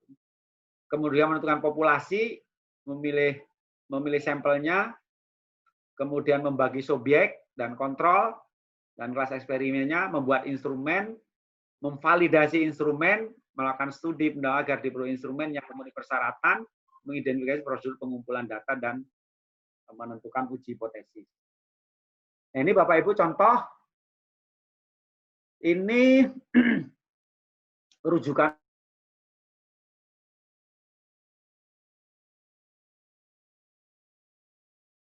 probability learning in secondary education. Jadi evaluasi dengan menggunakan eksperimen. Ini kalau kita coba identifikasi Bapak Ibu yang saya katakan di awal tadi, mengkombinasi dari dua model, satu model eksperimen yang dipakai adalah true eksperimen. Dari desainnya itu adalah control group to reveal the counterfactual outcome. Ya. Nah, di sini ada 15 sekolah menengah yang dipilih. Setiap sekolah itu satu guru yang dipilih. Jumlah sampelnya itu ada 531. Ya. Di mana ditetapkan oleh si peneliti 260 kelas eksperimen dan 271 kelas kontrol.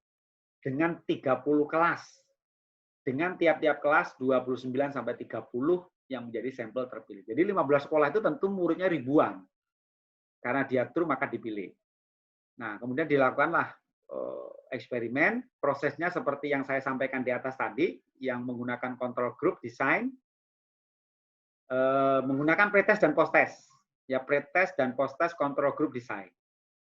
Kemudian setelah itu baru di-regress, Bapak Ibu. Jadi dicek persepsi daripada siswanya. Ya. Jadi metodenya itu nanti ada evaluasi metode, kemudian diisi persepsi siswa seperti apa, kemudian datanya dibuat tabel, kemudian ada variabel kontrol yang lainnya. Ya, ditambah variabel-variabel yang lain untuk mendeteksi apakah probability itu bisa meningkatkan hasil belajar ekonomi. Ini satu contoh. Ini Q2. Ini education ekonomi itu Q2 kalau tidak salah. Ini dari Emerald, Bapak Ibu. Kalau ini dari Tanfon Line. Ini yang Emerald. Ya, ini tahun 2000 berapa ini? 2017 kalau tidak salah. 2015. Ya, 2015. Ini juga murni eksperimen yang dipilih pretest dan post-test experimental design, Bapak Ibu. Ya. Kemudian, nah ini yang kuasi Bapak Ibu, ya, yang punya saya gitu ya. Jadi untung di Indonesia kalau di jurnal bereputasi internasional langsung ditolak kelihatannya, ya, langsung di reject. Kemudian ini skripsi Bapak Ibu kalau tidak salah ya, tapi bukan skripsi kita. Saya ambil dari internet, itu di bawahnya itu dari IAIN Wali Songo, itu juga kuasi. Ya, hampir sama kayak mahasiswa kita itu. Paling cinta dengan non-equivalent control group design. Itu yang paling umum. Kemudian ini tesis 2017 kalau nggak salah. Ya. Ini kuasi juga, tapi yang desain faktorial. Desain faktorial itu 2x2, jadi sama kelompoknya. Ya. Jadi seperti itu. Nah, bagaimana pengujiannya Bapak Ibu ini terakhir? Jadi ini seringkali Bapak Ibu saya dihadapkan, Pak, punya saya tidak bersih normal gimana? Bahkan saya pernah mendengar, mohon maaf mungkin kalau ada yang ketabrak, ini dosen, karena ini terjadi di kita. Kalau hasil penelitian kita tidak berdistribusi normal, maka tidak bisa dilanjutkan. Itu keliru Bapak Ibu. Ya. Jadi ketika nanti siswa punya data, datanya diuji normality-nya tidak normal, ya tetap bisa lanjut. Makanya datanya yang tidak normal tadi, tidak bersih normal, nanti pakainya non parametris. Ya, nanti pilihnya yang di sini. Tapi kalau datanya berdistribusi normal, itu yang pakainya parametris. Jadi nanti kita bisa lihat Bapak Ibu, tanpa harus melihat datanya, distribusi datanya seperti apa. Ini bisa pakai one sample namanya, ya. Uji one sample aja kalau di one sample t-test namanya. Kalau di SPSS, di aplikasi-aplikasi software statistik begitu. Di buku statistik juga sama. Ada independent sampel, 2 kelompok sampel. Jadi biasanya ini kalau tadi ada kelas kontrol, ada kelas eksperimen, ada 2 kelas. Datanya di normal, berarti independent sample test. Tapi pakai satu kelas, kayak tadi ada yang mahasiswa bimbingan saya, usul Pak satu kelas saja Pak saya. Nanti dia kalau datanya di sisi normal, itu pakai related. Kalau tidak normal, nanti sebelahnya nanti kita coba sampaikan. Kemudian Pak, saya ada 3 Pak, ada 3 kelompok sampel nih. Wah keren nih misalnya. Ya, nah itu pakai ANOVA. ANOVA itu ada one way, ada two way, gitu ya. Ada one way, ada two way. Silakan saja kalau Bapak Ibu mau pakai one way juga boleh gitu. Yang gampang sih one way Bapak Ibu. Nggak usah. Tapi kalau pakai software sih gampang, tinggal klik aja, tinggal milih gitu. Ya. Kemudian, Pak saya ada 3 kali Pak, tadi kayak time series kuasi tadi, ya kan? Ada atau pakai yang apa tadi yang ada tatap muka sekali, ada baseline, ada 1, ada 2, ada 3, ada 4. Berarti datanya yang harus diuji itu tentu ada beberapa. Pakai apa Pak? Ada namanya uji Friedman, gitu, Bapak Ibu ya. Jadi kita nggak usah pusing dengan alat-alat analisis gitu. Tapi kalau yang ini saya ingatkan kembali bahwa ini menggunakan data distribusi normal. Kalau distribusi tidak normal berarti kita pindah ke sini. Nah, kalau sampelnya cuma 1, tadi sampelnya 1 itu kita cuma post test doang. Ya sudah, run test. Tapi biasanya target saja ini. Nanti rata-ratanya harus 55, kalau tidak sampai 55 ya nggak pilihan misalnya. Kalau ada kelas kontrol, ada kelas eksperimen, berarti pakai uji Mann-Whitney U-test. Gitu. Kalau di SPSS itu kita tinggal cari itu ya, non parametris, nanti legacy kita cari Mann-Whitney U-test. Tapi kalau kayak tadi related, ya ada satu kelas, ya, tapi di before and after. Ya, pretestnya ternyata tidak berisi normal, kemudian post-testnya berisi normal. Ada salah satu, itu kan bingung kita. Ya sudah non parametrik saja. Atau dua-duanya. Hasil pretestnya tidak normal, setelah treatment ada post-test, post-testnya tidak berisi normal. Nah, berarti kita pilih yang bisa McNemar, bisa Wilcoxon, bisa uji sign, bisa marginal homogeneity. Salah satunya. Nah, rumus-rumusnya ada Bapak Ibu. Nggak mungkin kita akan hitung seperti nanti, tinggal ngeklik aja, rumusnya kita buka di statistik. Nah, kalau lebih dari 3 kelompok sampel yang berbeda, tadi akan ada 4 kelas misalnya. Nah, itu pakai Kruskal-Wallis. Kruskal-Wallis. Ini 3 kelas atau lebih. Tapi kalau yang related, ya ada pretest, kemudian perlakuan, post-test, perlakuan lagi, post-test lagi, perlakuan lagi. Nah, itu baru pakai namanya uji Cochrane. Ya, karena itu related. Jadi ada perlakuannya itu dia lakukan sampai 3 atau 4 kali. Nah, itu berarti Bapak Ibu, saudara-saudara itu pakai yang terakhir ini cara pengujian. Jadi ini nanti akan menentukan juga Bapak Ibu. Jadi Bapak Ibu nanti ketika melihat bab 4, cek aja dia pakai apa tuh. Gitu ya.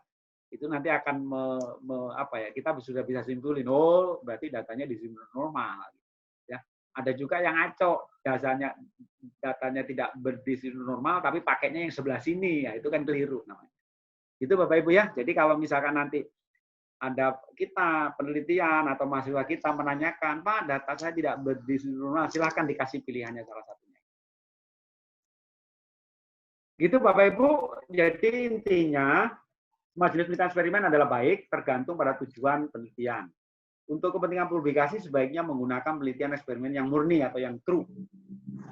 Dengan lebih dari 2 kelompok sampel dengan karakteristik yang berbeda. Akan tetapi akan lebih baik jika dikombinasi dengan OLS. Jadi kita sudah mulai Bapak Ibu dosen, besok yang penelitian di mana? Di Hibah. Kalau saya reviewernya, saya suruh OLS 2. Jadi ada eksperimennya, ada OLS-nya. Gimana caranya ya kita belajar lagi. Ya. Itu kira-kira Bapak Ibu mudah-mudahan ini bisa memberikan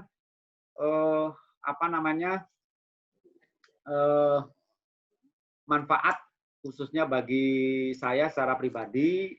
Kalau ada hal-hal yang perlu didiskusikan, kita nanti akan kita diskusikan sama-sama. Silakan Pak Imam, nanti kalau ada beberapa pertanyaan untuk ditampung, kemudian nanti kita akan jawab. Terima kasih. Saya kembalikan kepada moderator. Pak Imam itu kayaknya karena double, jadi suaranya tabrakan Pak Imam tuh. Siapa? Bisa agak jauh sedikit gitu. Ya. Oke, terima kasih. Oke, terima kasih kepada Pak Dr. Husaini yang telah memberikan materinya yang sangat komprehensif terkait dengan penelitian eksperimen. Tadi sudah disampaikan dari mulai bagaimana alasan kita kenapa menggunakan penelitian eksperimen hingga bagaimana cara kita menganalisisnya, baik itu menggunakan parametrik dan uji non-parametrik. Oke, kepada para hadirin sekalian, bagi yang ingin bertanya, sekali lagi saya sampaikan kembali bahwa jika ingin mengajukan pertanyaan bisa disampaikan melalui kolom komentar yang tersedia di aplikasi Zoom, Bapak Ibu para mahasiswa sekalian. Nah, Pak Dokter, ini ada satu pertanyaan dari Pak Dadang, yaitu terkait dengan dalam membuat latar belakang, Pak Dekan, dalam membuat latar belakang penelitian, dibutuhkan data situasi lapangan penggunaan model. Apakah cukup dengan referensi artikel saja yang berasal dari jurnal, meskipun tempat berbeda, ataupun tetap harus melakukan penelitian awal atau pra-penelitian terlebih dahulu untuk mengamati tempat penelitian? Mohon penjelasannya. Itu pertanyaan dari Pak Dadang. Kemudian ada satu pertanyaan lanjutan, yaitu dari mahasiswa pendidikan bahasa Inggris dari Abdul Aziz. Ini bertanya terkait dengan uji normalitas. Jadi dia menanyakan data distribusi normal dan tidak normal itu maksudnya apa dan perbedaannya apa? Ya, 2 pertanyaan itu dulu, Pak. Baik, terima kasih Pak Dadang, Pak Imam. Ya, ada 2 pertanyaan. Yang pertama, Pak, kalau untuk latar belakang itu yang bagus, bagaimana? Sebisa mungkin pre-eksperimen, Pak. Gitu, itu diupayakan seperti itu. Ya, karena itulah yang meyakinkan kita bahwa cara yang kita lakukan itu sudah sangat ilmiah, gitu. Ya, tentu menggunakan instrumen yang baik, ya, jadi tidak asal aja. Jadi itu penting dilakukan, Pak. Jadi saya selalu menyarankan kepada mahasiswa, Pak, saya nggak tahu, Pak. Seperti kasus yang lalu, ada salah seorang mahasiswa riset, ya. Kebetulan sih risetnya bukan eksperimen waktu itu, personal tentang masalah minuman lah.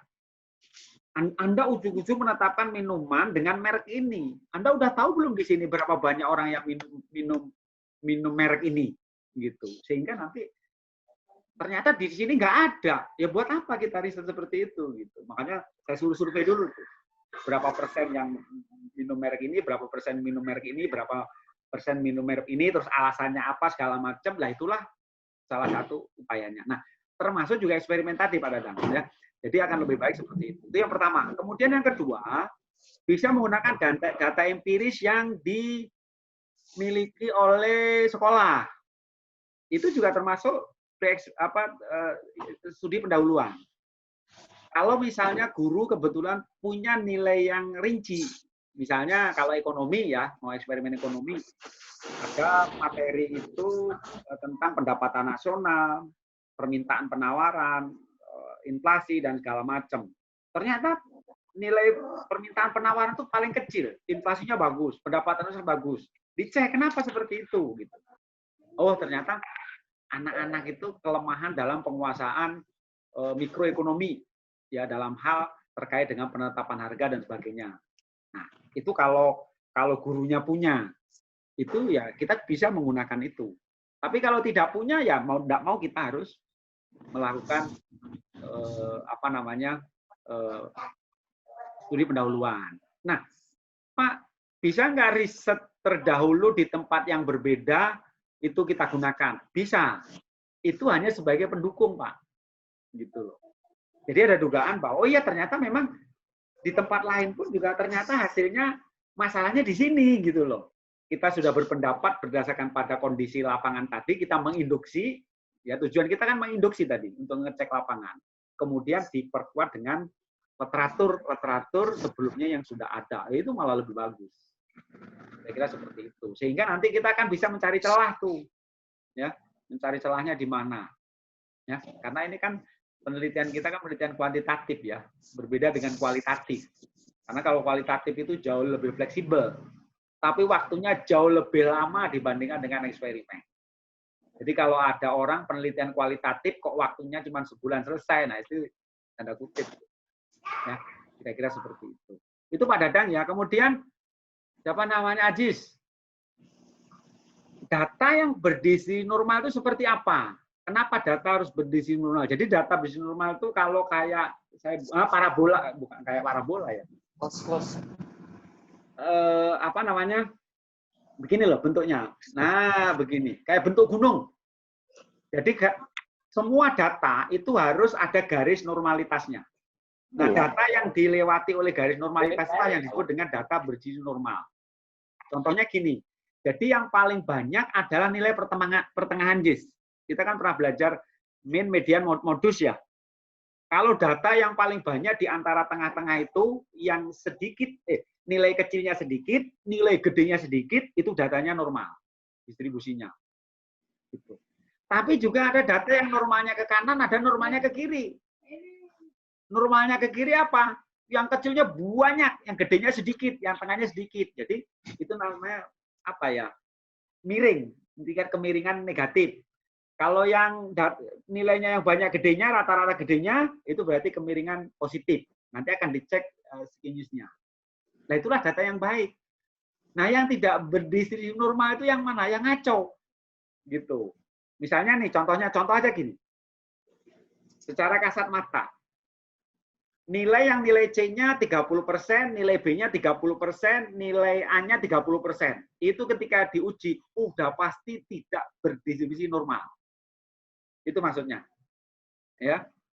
Karena kondisinya seperti itu. Ya. Apalagi nggak jelas polanya, itu lebih parah lagi. Nah, sehingga dalam statistik itu ada proses pengujian. Gitu ya. Kira-kira gitu ya, Jis ya. Data distribusi normal kenapa kita harus uji terlebih dahulu? Karena nanti ini akan terkait dengan proses pengujian di akhir tadi. Kita mau milih parametris apa yang non parametris. Gitu. Jadi nanti nggak usah takut kita, Pak. Data saya nggak distribusinya nggak normal, Pak.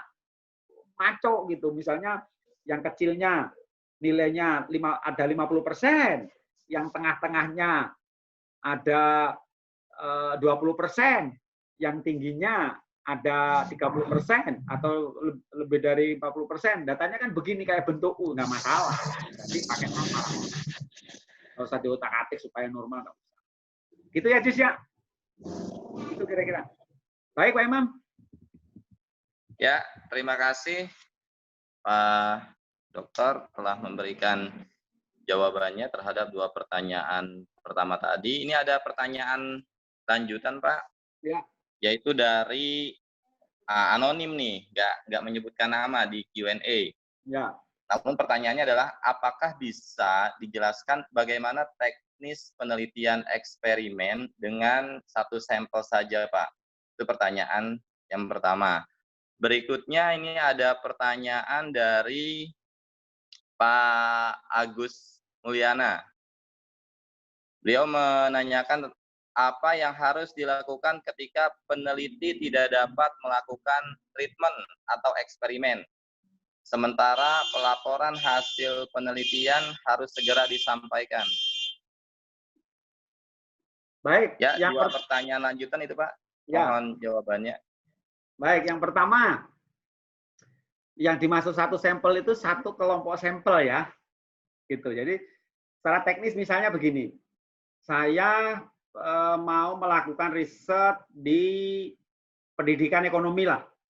Khusus semester 2 tentang materi apa kalau mikro katakanlah misalnya pasar oligopoli gitu ya.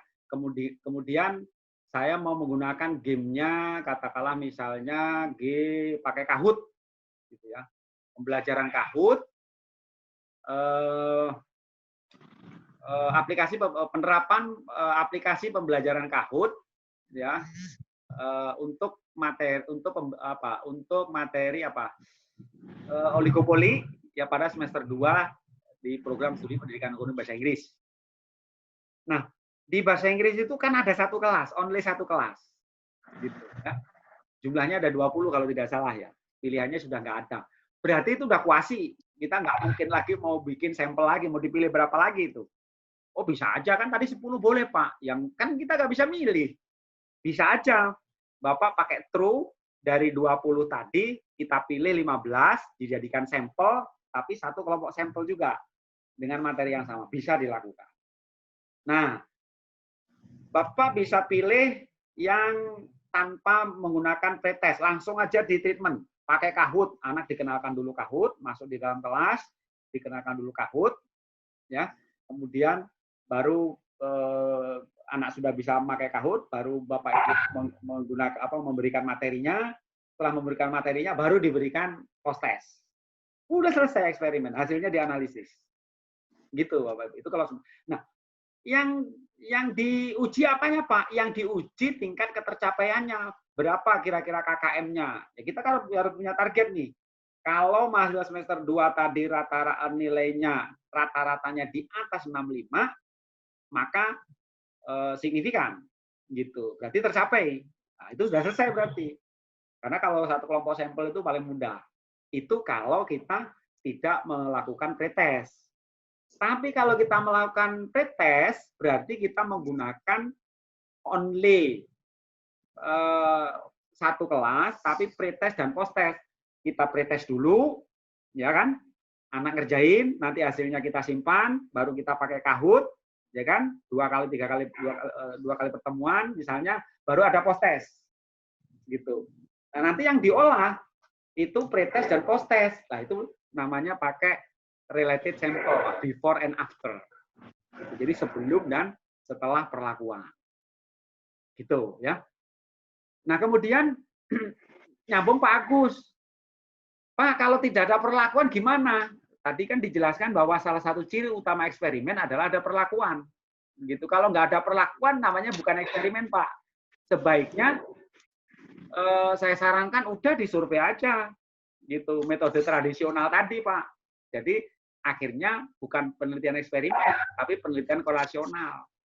Jadi bisa aja dicek persepsi direct instruction misalnya terhadap hasil belajar bahasa Inggris gitu. Nanti pakai kuesioner, ya, kemudian sama nilai, ya, kemudian baru dibuat korelasi atau pakai regresi sederhana. Begitu Pak Agus bisa dilakukan. Gitu. Jadi kalau nggak ada treatment ya berarti tidak eksperimen. Gitu. Sebaiknya metodenya dirubah jadi penelitian korelasional. Baik. Nah, ya. Sementara waktunya kecepatan Pak. Harus selesai dikumpulkan gitu. Nah, kecepatnya ini berapa bulan gitu. Ya. Kira-kira seperti itu. Ya, terima kasih Pak Dokter atas jawabannya. Selanjutnya ini ada yang ingin bertanya secara langsung Pak. Boleh. Yang pertama dari Pak Agus Suherman dan yang kedua dari Pak Dadang. Kepada Pak Agus Suherman dipersilakan untuk bertanya secara langsung. Terima kasih. Mangga, bagus.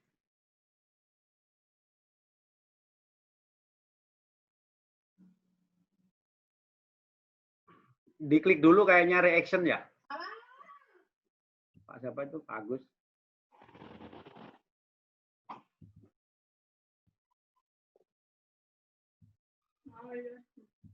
Pak Romi, kasih akses Pak Romi.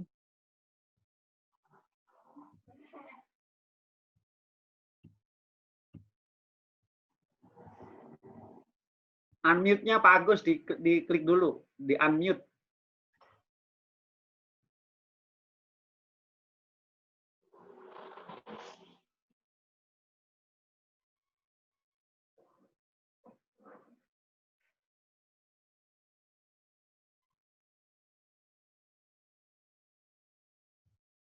Di unmute dulu Pak Agus. Pak Agus Herman, yang gambar mic-nya diklik supaya menjadi putih. Kalau masih merah, nggak bisa.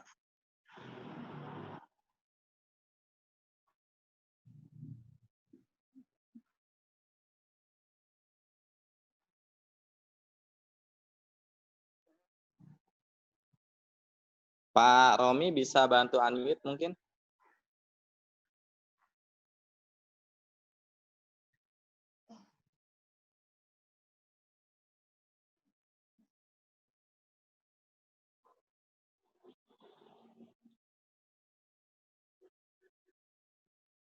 Oke, untuk Pak Agus, depending dahulu kita ke Pak Dadang dulu. Mungkin Pak Dadang sudah bisa on mengajukan pertanyaan. Ya, silakan Pak Dadang.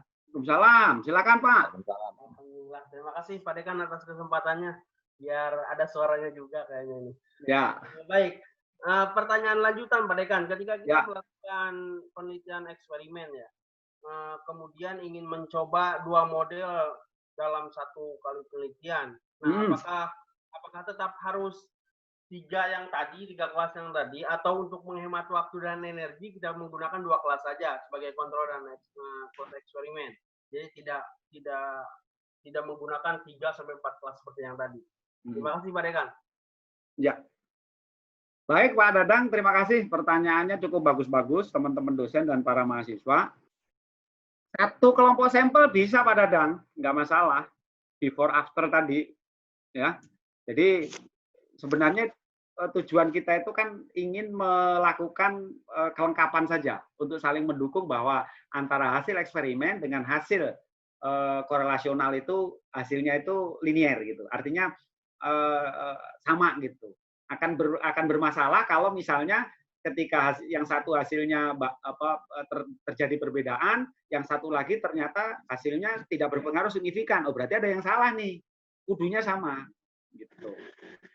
Tapi juga ketika hasilnya seperti itu, yang paling penting sebenarnya bukan hasilnya Pak menurut saya. Bagaimana kita mampu menjelaskan di pembahasan bahwa hasilnya tidak sama. Dijelaskan saja di situ. Karena kalau yang model yang regresinya tadi, karena kita menggunakan instrumen survei berdasarkan persepsi siswa. Nah, kalau sudah berdasarkan persepsi itu kan bisa jadi ketika anak ngisinya itu udah kecapean, bisa jadi anak ngisinya kadang-kadang ngelamun, bisa jadi karena anak multitafsir terhadap pertanyaan-pertanyaannya sehingga menyebabkan hasilnya berbeda. Yang penting di situ saja kita memberikan pembahasan. Jadi artinya tidak harus 3 kelas, 4 kelas, dan selanjutnya. Satu kelompok sampel pun bisa dilakukan. Jadi 2 model. Sehingga hasilnya pembahasannya jauh lebih bagus. Tapi jangan diterapin ke mahasiswa dulu Pak. Untuk dosen aja ini mah. Kasihan mahasiswa ntar nggak selesai-selesai. Gitu ya. Jadi boleh, satu kelompok sampel boleh. Ya, apalagi 2, apalagi 3, apalagi 4. Malah keren. Oke. Ya, Pak Dadang, gitulah penjelasannya. Pak Agus mungkin sudah bisa masuk? Pak Agus Suherman? Halo Bapak? Halo Pak Agus. Masih unmute ini Pak Agus nih.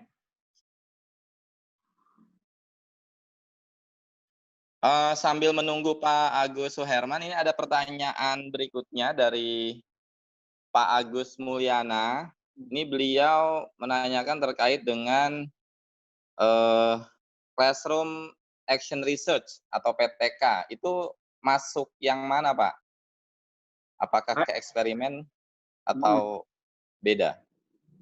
Kalau action research beda Pak Agus, sehingga analisanya tidak membutuhkan uji statistik seperti yang saya sampaikan tadi, parametrik atau non parametrik gitu. Jadi cukup dengan, makanya hipotesisnya pun namanya hipotesis tindakan. Kemudian hasilnya untuk justifikasi hasil untuk action research itu cukup kita membandingkan hasilnya aja. Misalnya waktu pretest rata-ratanya 55, setelah post-test rata-ratanya 65, ya sudah, oh berarti penerapan metode tadi bagus Pak, berhasil gitu, signifikan. Jadi cukup dengan itu. Jadi tidak banyak menggunakan statistik seperti itu, karena di dalam action research itu menggunakan siklus gitu. Ada siklus 1, siklus 2, masing-masing siklus itu ada 4 kegiatan tadi Pak. Itu saja. Jadi kalau misalnya waktu pretest satu siklus, waktu pretest hasilnya 55, post-test hasilnya 56, oh berarti belum berhasil, kita butuh siklus yang kedua. Nah, masuk lagi, buat perencanaan lagi dari awal, gitu ya, sampai pada refleksi lagi. Oh ternyata hasilnya masih 60, saya kurang puas, masuk lagi siklus yang ketiga. Gitu. Itu bedanya Pak. Jadi artinya action research tidak masuk kategori eksperimen. Itu yang pertama. Kemudian yang kedua, biasanya action research itu dilakukan oleh guru atau dosen yang tanpa meninggalkan tugas pokoknya. Jadi misalnya Pak Agus mau action research nih sambil ngajar, nah itu berarti penelitiannya action research Pak. Tapi kalau eksperimen itu di luar kelas Pak, artinya Pak Agus riset di luar jam pelajarannya. Dan kalau dalam eksperimen tidak ada siklus, bukan siklus istilahnya. Itu kira-kira. Jadi action research sama eksperimen itu dua jenis penelitian yang berbeda. Meskipun subjeknya sama, orang-orang juga, modelnya sama gitu. Hanya dia bagi tahapannya menggunakan cycle. Itu kira-kira Pak Agus ya. Ya, baik. Terima kasih. Sebentar. Atas jawabannya. Pak Imam, sebentar. Ya. Misalnya, waduh, Pak Usain ini masih Pak Agus Mulyana. Saya kayaknya repot kalau mau eksperimen. Bisa nggak kalau di UNIS itu misalnya hibah pakai action research? Sangat boleh Pak Agus. Sangat boleh. Bahkan dipublish di jurnal Sinta juga bisa. Itu kira-kira ya. Jadi jangan khawatir Pak. Hanya pembahasannya aja nanti lebih di referensi jurnalnya aja dibanyakin gitu untuk di pembahasannya. Itu aja Pak Agus ya. Enggak. Baik Pak, terima kasih. Ya, kembali lagi ke Pak Agus Suherman. Halo Pak Agus Suherman, silakan masuk.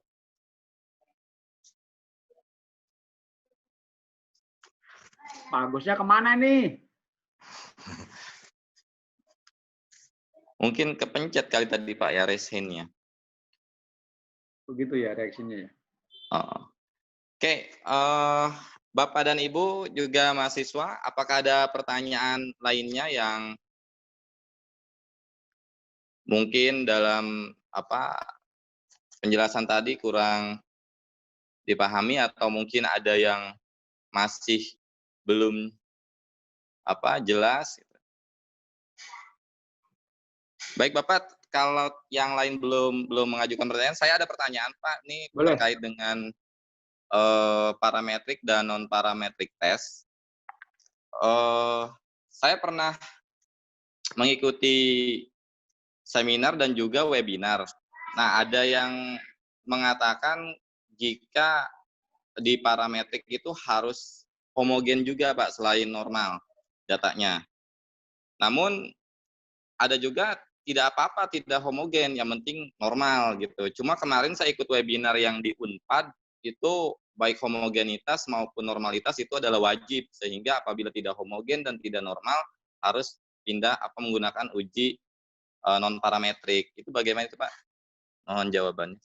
Ya, yang ideal itu Pak, yang ideal itu bahwa makanya uji persyaratan analisis itu kan ada 2 minimal Pak. Jadi ada yang datanya berdistribusi normal, yang kedua adalah variannya homogen. Kenapa variannya homogen? Karena tadi Pak, salah satunya tadi, kita diusahakan dalam eksperimen itu ketika subjek penelitiannya itu harus relatif sama Pak. Tidak boleh gejolak tadi. Karena kalau gejolak tadi ya hasilnya kan jadi bias gitu Pak. Nah, sebagai bukti bahwa dua kelompok sampel itu punya varian yang sama, itu hasilnya homogen. Gitu. Itu yang paling ideal. Itu pertama. Kemudian yang kedua, dalam independent sample t-test itu ada kriteria Pak. Jadi ada N1 tidak sama dengan N2, misalnya kelompok eksperimen jumlahnya 21, kelompok kontrol itu jumlahnya 25, itu kan N1 tidak sama dengan M2. Kemudian varian kelas eksperimen tidak sama dengan varian kelas kontrol. Itu uji T-nya rumusnya beda. Gitu. Jadi ada separated, ada yang separated, ada yang non separated gitu. Kemudian ada N1 sama dengan N2, terus varian 1 sama dengan varian 2. Ada juga N1 tidak sama dengan N2, varian 1 sama dengan varian 2. Ada juga N1 sama dengan N2, tapi varian 1 tidak sama dengan varian 2. Jadi ada 4 kriteria tadi, Pak. Gitu. Nah, kondisi ideal itu ya memang kudunya sama. Tapi kan pada faktanya kan nyari sama kan susah. Gitu. Kecuali true. Ya, kecuali true. Belum lagi nanti kita dihadapkan ketika post test ada yang nggak masuk misalnya. Kita kan nggak bisa langsung harus olah kalau N1 harus sama dengan N2. Harus susulan. Ketika dia susulan, ya kan sudah dapat informasi Pak, hasil nilainya gitu. Nah itulah, maka ada salah seorang dalam bukunya Sujana itu di statistisian lah itu memberikan berbagai model treatment, rumus-rumus yang relatif berbeda, gitu. Nah kalau di FUS, di SPSS dan segala macam itu udah otomatis Pak. Ketika nanti tidak homogen itu dia akan treatment sendiri. Oh, dia pakai T-nya yang ini. Kalau yang homogen pakai T-nya yang ini. N1 nah, itu udah otomatis dia akan nyari sendiri.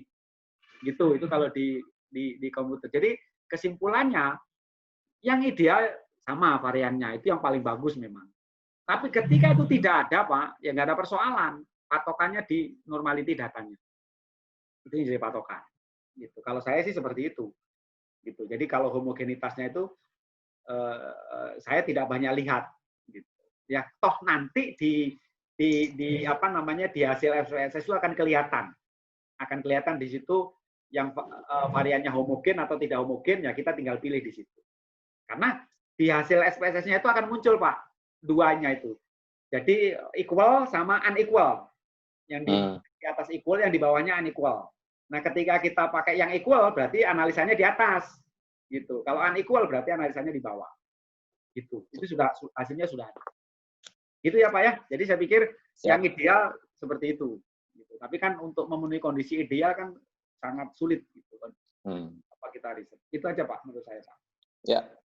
Terima kasih Pak Dokter atas penjelasannya, sangat bermanfaat bagi kami. Ya Bapak Ibu mahasiswa yang lainnya mungkin ada pertanyaan lagi, silakan. Ini dari Abdul Aziz lagi nih Pak. Aziz menanyakan terkait manipulasi variabel. Itu bagaimana cara melakukannya Pak? Manipulasi variabel. Iya. Jadi manipulasi variabel itu ya variabel X-nya. Anda pakai apa? Aziz apa ya punya Aziz ya? Scaffolding. Apa istilahnya dalam bahasa Inggris ya? Scaffolding misalnya terhadap reading comprehension. Nah, scaffolding itu manipulasi variabel. Itu JIS. Gitu. Makanya pemilik bukan berarti variabelnya dimanipulasi, bukan gitu. Artinya kolokial. Nah, itu kolokial itu. JIS itu variabel manipulasi namanya. Ya. Yang mau kasih kamu perlakuan tadi itu. Ya. Itu clear ya. Jadi memanipulasi variabel itu kita membuat model gitu. Variabel baru. Tidak. Hanya nama lain aja istilahnya, ya. Ada yang mengatakan bukan variabel variabel kontrol. Ada yang mengatakan seperti itu. Untuk menghindari persepsi kita menyamakan antara penelitian yang korelasional kan ada variabel bebas tuh. Untuk menghindari itu, gitu ya. Makanya di eksperimen diistilahkan. Karena itu menjadi ciri. Itu aja. Oke, udah clear ya, Ajis? Baik, yang lain silakan ajukan pertanyaan melalui chat atau secara langsung. Ya. Sepertinya cukup kayaknya, Pak. Sudah nggak ada lagi nih. Oke. Baik, karena tidak ada lagi pertanyaan. Ada itu, Pak. Sebentar, saya cek di Q&A. Ini dari anonim lagi nih. Oh, ini dari Pak Agus. Pak Agus Mulyana nih, Pak. Mengingat kondisi sekarang, bagaimana kami sebagai mahasiswa bisa menerapkan penelitian eksperimen, sementara kami harus melaporkan hasilnya. Suka terngiang di kepala, dan dospem selalu menanyakan hal ini. Mungkin dengan keadaan saat ini, Pak, pandemi global COVID-19. Silakan penjelasannya, Pak. Ya, terima kasih Pak Agus Wirman ya. Jadi kalau kondisi sekarang Pak, khususnya di FKIP sesuai dengan edaran, silakan saja itu bisa dirubah. Kalau ini urusannya kebijakan nih ya, silakan dirubah metodologinya. Apakah mau literatur review, ya cari kalau penelitian jurnal internasional sih harus 100 Pak minimal jurnal. Tapi karena kita di FKIP lah, anak-anak suruh review 5 sampai 10 juga sudah cukup Pak. Itu sudah hebat. 10 jurnal di review, nanti disimpulin gitu. 5 sampai 10 lah menurut saya. Itu menjadi sebuah laporan review literatur gitu. Tapi tentu nanti harus membaca penelitian kualitatif yang review literatur tahapannya seperti apa. Ya, itu kira-kira yang pertama. Kemudian yang kedua, itu solusinya eksperimen tapi yang one sampel saja, Pak. Satu kelompok sampel saja. Bisa menggunakan langsung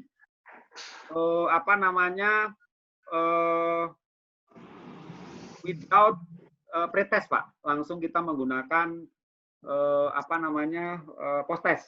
Itu bisa dipakai atau menggunakan before after, sebelum dan setelah. Tentu medianya menggunakan pembelajaran online, gitu ya.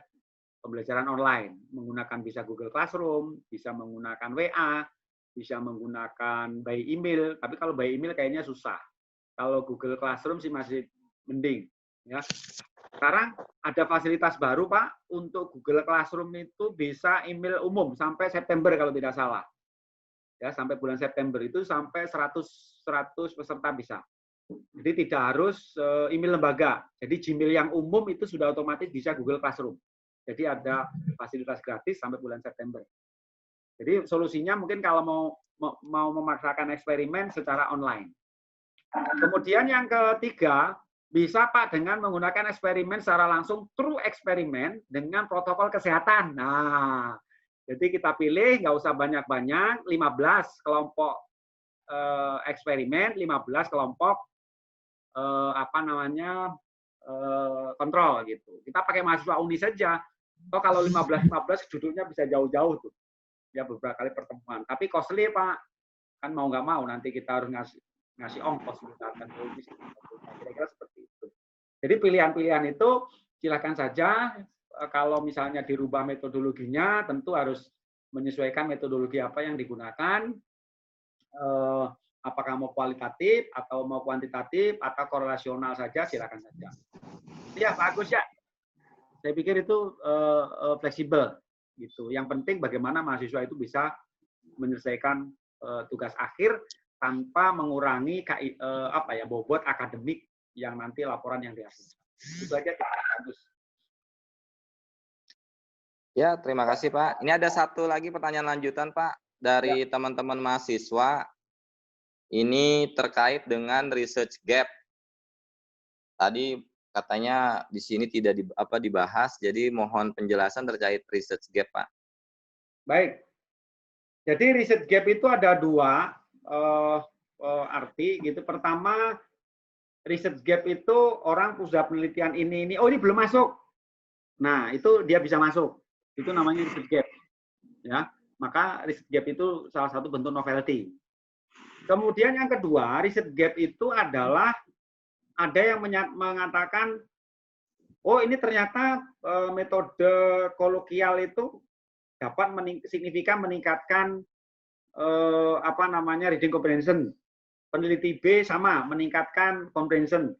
Tapi peneliti C dan peneliti D ternyata tidak signifikan meningkatkan reading comprehension. Ada dua kontradiksi penelitian ambigu. Nah, itu bisa digunakan sebagai sebuah research gap. Penelitian yang bertentangan. Setelah penelitian, artinya kalau ada dua hasil penelitian ambigu itu, kita bisa lakukan riset ulang. Sehingga menghasilkan penelitian tadi, di penelitian eksperimen tadi, seharusnya eksperimen itu diterapkan di kondisi yang berbeda, hasilnya sama. Gitu. Itu ya, itu namanya research gap. Jadi dua hal itu. Jadi bisa tadi orang pakai variabel ini belum melakukan, ada celah kita pakai. Gitu ya. Contoh misalnya gini, orang menggunakan X1, X2, X3, kata motivasi, self efikasi diri, sama harapan terhadap kinerja mahasiswa. Tapi orang belum melakukan kualitas pembelajaran, orang penelitian tersendiri itu. Tapi yang tiganya nggak ada. Gabung jadi satu. Nah, itu jadi variabelnya jadi 4. Nah, itu namanya celah. Itu bisa juga namanya riset. Oke. Itu, Pak. Ya, terima kasih Pak Dokter atas jawaban-jawabannya. Ini saya kira tidak ada lagi pertanyaan, baik itu di kolom komentar maupun Q&A. Maka dari itu, karena waktu juga sudah melewati pukul 16, saya selaku moderator mengucapkan terima kasih kepada seluruh audiens yang telah hadir di webinar ini, dan wabil khusus kepada pemateri Bapak Dr. Husaini yang telah memberikan materi terkait dengan metode eksperimen, penelitian eksperimen yang sangat bermanfaat bagi kami, bagi kita semua untuk melaksanakan penelitian yang lebih baik lagi ke depannya. Baik, saya kira untuk webinar siang hari ini kita tutup dengan membaca hamdalah. Alhamdulillahirabbil alamin. Saya closing dulu, Pak. Saya Ya, closing dulu. Saya belum wassalamualaikum. Baik, terima kasih atas atensinya Bapak Ibu, dosen, para mahasiswa. Mudah-mudahan apa yang barusan kita diskusikan ini bermanfaat khususnya bagi saya sendiri dan juga kepada para Bapak Ibu semua untuk peningkatan kualitas penelitian yang ada di lingkungan FKIP Tangerang. Jadi pada intinya silahkan saja dari sekian banyak metode itu Bapak bisa pilih salah satu, semuanya akan amat sangat bergantung dari tujuan yang ingin dicapai. Jadi tidak ada yang buruk, tidak ada yang jelek. Yang paling penting bagaimana nanti hasil yang dicapai. Itu saja Bapak Ibu. Kalau ada kurang lebihnya mohon maaf, saya juga membuka diskusi, tidak harus di dalam forum ini, mungkin di luar kesempatan yang lain. Nanti kita juga bisa berdiskusi gitu. Kemudian mudah-mudahan nanti di kesempatan yang akan datang akan ada webinar lagi yang kita bisa buka untuk umum. Itu saja. Terima kasih. Saya akhiri. Assalamualaikum warahmatullahi wabarakatuh. Waalaikumsalam. Ya, terima kasih Pak Dekan. Waalaikumsalam warahmatullahi wabarakatuh. Ya, demikian materi ataupun kegiatan webinar pada hari ini. Saya selaku moderator mohon dibukakan pintu maaf yang seluas-luasnya atas segala kehilapan saya pribadi selaku moderator, karena tadi di awal ada gangguan teknis terkait jaringan sinyal di rumah saya, maklum di kampung Bapak Ibu. Saya tutup dengan wallahul muwaffiq ila aqwamit thoriq. Wassalamualaikum warahmatullahi wabarakatuh. Waalaikumsalam warahmatullahi wabarakatuh. Waalaikumsalam warahmatullahi wabarakatuh. Yuk.